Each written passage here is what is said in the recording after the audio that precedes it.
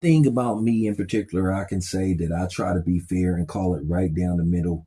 Have I shown bias towards particular fighters? Of course, everybody does that. But do I try to be fair in assessing certain things or certain subject matter? Do I run from difficult subject matter in boxing? Absolutely not. That's how I became who I am.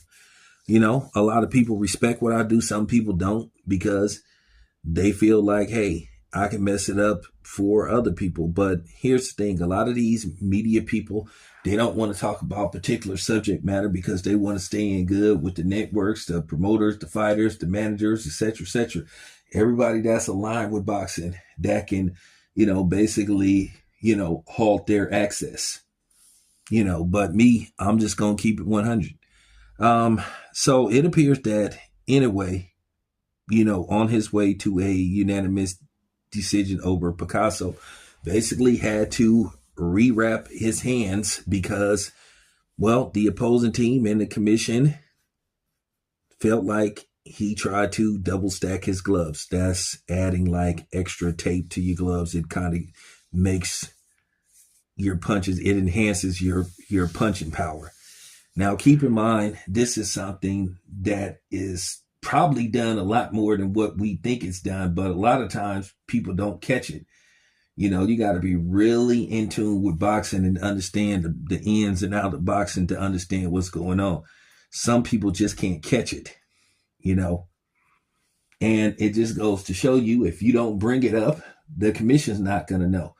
So, with that being said, this isn't the first time that a fighter has complained about Inoue's reps. Fulton, his team complained about it, and then, Nonito Donaires camp complained about it, and then basically what went on with him, getting a unanimous decision, there was no knockout. He outboxed Picasso to a unanimous decision, but now the question marks are going to start, popping up like, At the end of the day, glove stacking is considered illegal and it is a form of cheating.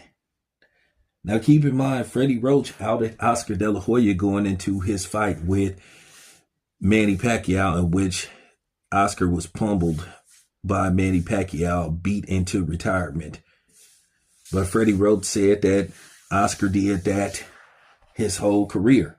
Now, keep in mind, Freddie Roach trained Oscar De La Hoya for a few